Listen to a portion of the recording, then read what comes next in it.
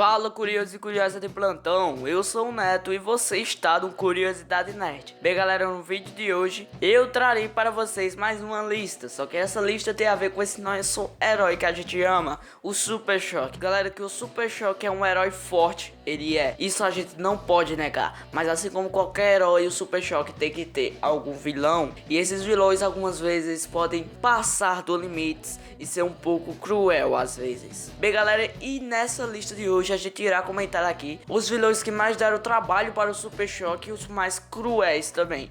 Essa lista vai estar em ordem crescente, ou seja, do capangazinho até o chefão. Mas antes do vídeo começar galera, eu queria pedir do fundo do meu coração, se você é novo mano aqui no canal, não se esquece de deixar o like, compartilhar esse vídeo com seus amigos e deixar aqui embaixo ideias de vídeo, mano. Toda segunda e quinta eu tô postando vídeo aqui, então se você se inscrever nesse canal, você vai ter conteúdo toda segunda e quinta semanalmente aqui no canal. Dito isso galera, vamos ao vídeo.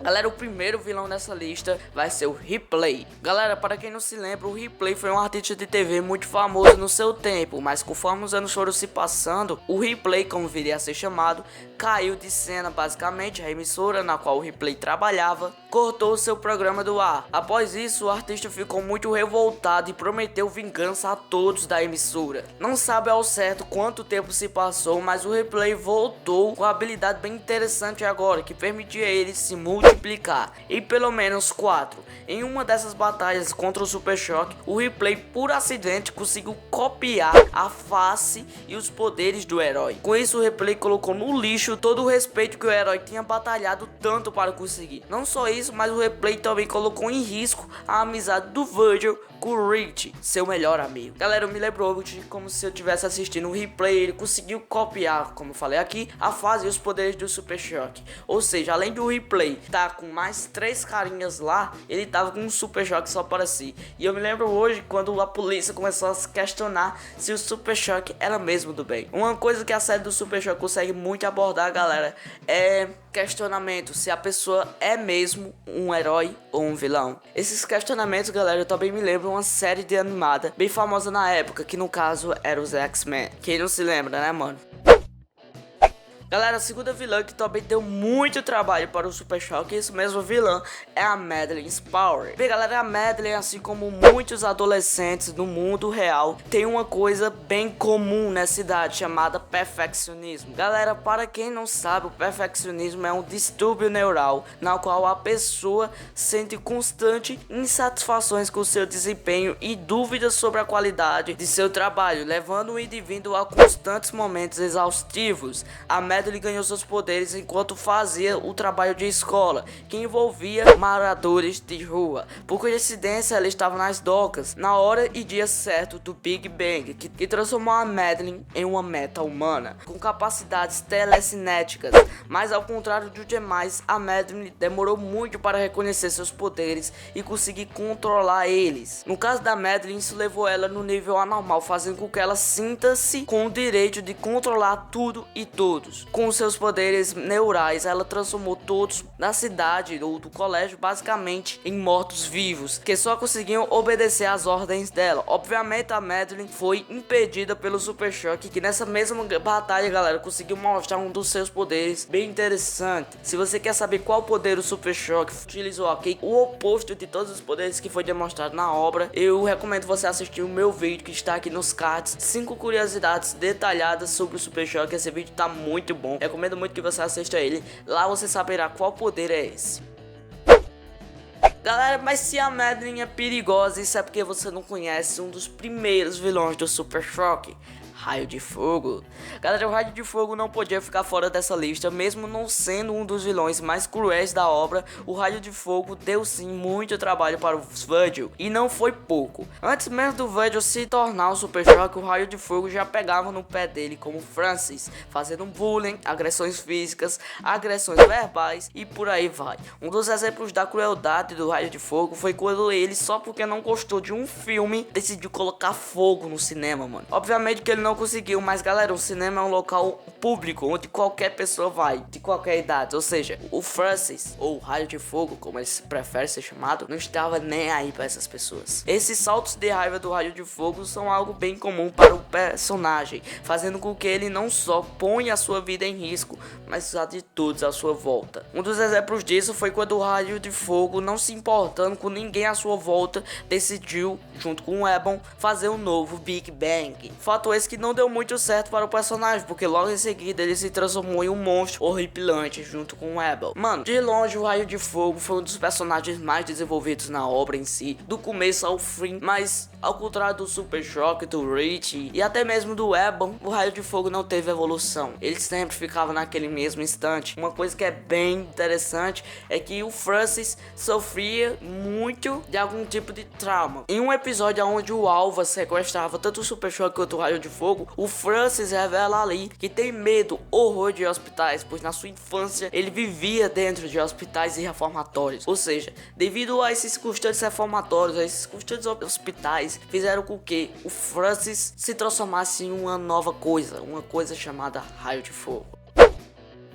Galera, se tem um personagem mais cruel do que o Raio de Fogo na obra, é a Omninara. Galera, a Omninara foi mais um fruto da obsessão do Alva pelo Super Choque. Para quem não sabe, a Omninara foi uma grande cientista. Ela trabalhava nas indústrias Alva em um projeto que constituía em ela ter acesso a toda a rede de segurança do mundo. O Alva queria esse tipo de recurso para poder descobrir a identidade do Super Choque e logo em seguida derrubá-lo. Mas galera, alguns acontecimentos fizeram com que o Alva mudasse de ideia. Um desses acontecimentos foi o seu filho, que após ter sofrido uma overdose com o gás do Big Bang, virou uma estátua humana. O Alva, ao ver o seu filho naquele estado, ficou completamente obcecado em trazer ele de volta, esquecendo até do projeto da Karen, que era o nome da cientista. Em uma das suas tentativas de trazer o filho de volta, o Alva finalmente conseguiu, mas com a ajuda do Super Choque e do Raio de Fogo.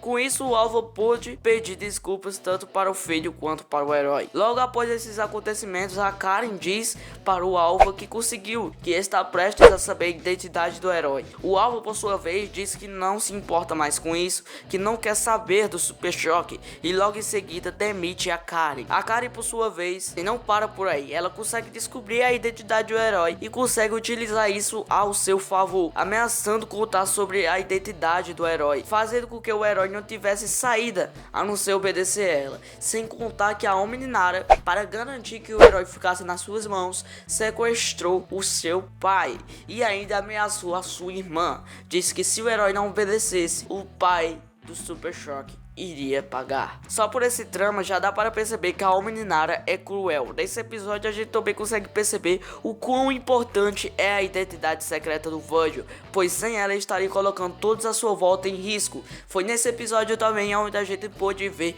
o quão forte é o Super Choque, e quando ele se descontrola, ele pode ferir pessoas amadas, como o Rich. O Super Choque ficou trabalhando para a Omninara, trazendo recursos das indústrias alvas para a Omninara, e o Rich, como um herói, como o Gear, que ele já era naquela época, tentou impedir o Virgil, o Super Choque. Só que nada adiantou, o Super Choque estava imparável. Ele não era paro por nada nesse mundo. Helicópteros, policiais, todas as pessoas tentavam parar o Virgil, mas nenhum deles conseguiu. Esse episódio a gente pode ver o quão forte é o Super Choque, e se ele se descontrola, ele pode perder todos os seus escrúpulos. Também foi nesse episódio que a gente pode perceber o quão importante é a identidade de um herói, para que ela serve e por que é tão importante. Mais cruel que a Omninara, com certeza, é o Ebon. Galera, o Ebon em si só foi um dos vilões mais barra pesados na qual o Super Choque enfrentou, pois ao contrário dos outros que só queriam destruir o herói e tirar ele do caminho, o Ebon em si não queria isso. O Ebon, ele só queria uma coisa: dominar Dakota, e para isso ele era capaz de fazer tudo. Um dos exemplos disso foi quando o Ebon decide voltar para a noite do apagão. Para quem não sabe, nesse dia houve basicamente uma queda de energia em Dakota, na qual deixou toda a cidade nas trevas. Sem luz, as forças policiais da cidade não podiam trabalhar, fazendo com que a cidade caísse em um caos total. E foi nesse mesmo evento na qual a mãe de Super Choque morreu, tentando defender o civil. Apesar disso, o Ebon não era nenhum louco psicopata da vida. Ele sim pensava e estrategava planos para derrotar o herói. Grande parte desses planos envolvia a meta-raça, que no caso era a sua gangue. Além disso, galera, quando a cura para os meta-humanos foi descoberta, o Hubble, assim como o Raio de Fogo, não pensou duas vezes em criar um novo Big Bang, só que dessa vez muito maior, trazendo poderes muito mais além da compreensão do herói. Mas, como eu falei aqui no caso do Francis e do Ebon, não deu muito certo, pois eles se fudiram e se tornaram uma besta horrível. Galera, o Ebon em si, como eu falei aqui, é um dos vilões mais bem desenvolvidos na obra. Ele consegue trazer bem esse status de vilão psicopata e vilão que tem os seus meios. Bem, galera, mas mais cruel que o Ebon, de longe esse cara fez muita merda do universo do Super Choque. E de longe ele é o responsável por tudo. Todo o sofrimento na qual o Virgil, na qual o Ebon, o Raio de Fogo e todos os meta-humanos passaram. Esse cara é o responsável. Eu não posso dizer que eu gosto dele, porque eu detesto esse cara, mas esse é de longe um dos maiores vilões do Super Choque. Edwin Alva, de longe um dos vilões que mais deu trabalho para o Super Choque. Edwin Alva, galera, depois do Raio de Fogo, o Francis foi o primeiro vilão do Super Choque, por trás até da sua origem. Muita gente se esquece, mas a animação gás na qual estava nas docas era da indústria do Alva, que por sinal não tinha permissão para fabricá-lo, pois ele por si só era muito estável. A relação entre o Alva e o Super Choque nunca foi a das melhores, pois o próprio estava a todo custo tentando detonar o herói, porque tirando a polícia, o Super Choque era uma das principais ameaças ao Alva. O próprio herói tinha prometido expor a verdade sobre o vilão. Galera, apesar do Alva não ter nenhum superpoder, ele trouxe consigo alguns vilões bem interessantes, como o Speed e o Trap, que apareceu no episódio 6, o Omniferous, que é o seu próprio filho, que apareceu no episódio 9, e sem contar todos os outros meta-humanos, que é a responsabilidade dele. Até então, galera, no final da série, o Alva não se responsabilizou por nada. Muita gente se esquece desse fato, mas o Alva não se pagou. Ninguém sabe ao certo quem foi o responsável por gás das docas, e ao meu ver não vão saber, já que a série animada foi cancelada e junto com a HQ.